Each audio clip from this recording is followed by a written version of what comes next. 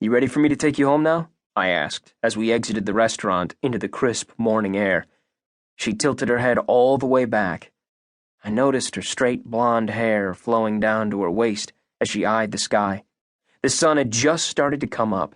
It had turned the atmosphere, that unique shade of orange you could find only in that part of town at that time of the morning.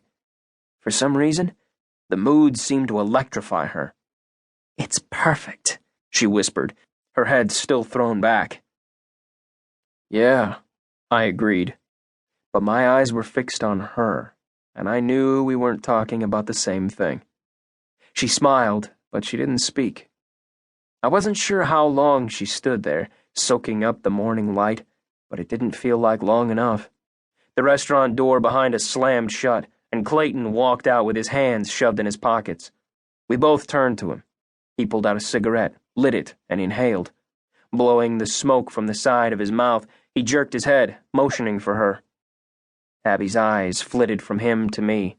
"I'll be right back," she said, and then slowly made her way over to him. Initially, they spoke quietly, too quietly for me to hear, but all too quickly their conversation grew heated. "You don't need to do this," he barked, pointing up and down at her body. She took a step toward me, but he held her back with his hand curled around her forearm. "Fuck you, Clay. You don't know shit." I stepped forward. She held up her hand to stop me. Narrowing his eyes at me, he sounded defeated when he said, "I'm just worried about you." He spoke into her ear, but loud enough for me to hear. He kept his eyes locked on mine, as if to make sure I'd heard him. I had, but it only made me more confused. About her, about that night, about everything. She frowned. "I'm okay," she assured him. "You know this is just a hard day for me." He exhaled loudly, then nodded at me as he released her arm. He spun on his heels, threw open the restaurant door and stepped inside, lit cigarette still in his mouth. "Let's go," she said, walking past me. I rushed up until I was alongside her. "I take it you're not going to tell me what that was about?" She turned to glare at me. Fire. "Whoa," I surrendered. "I'm not your enemy, okay?" She relaxed, just slightly. Jerking my thumb behind us, I added, "And to be honest, I don't think he is either." "Great," she said sarcastically. "Someone else who thinks they know everything about me." I stopped walking. "Abby, I don't know anything about you. That's the way you want it to be, remember? You want to give me a little insight so that maybe I don't go judging that guy at face value? Then go ahead." I crossed my arms. "I'm waiting." Her eyes narrowed, and I detected the trace of a sneer. I couldn't help but smile. "You're an ass," she snapped. I laughed. "And you're cute when you're mad." I would have missed the widening of her eyes if I hadn't been studying her so intently. Her cheeks darkened before she looked away. "You're still an ass." She poked me in the stomach, then winced when her finger bent back against it. "Dude, you're like Superman." "Does that make you my kryptonite?" She smiled then, and raised her nose in the air.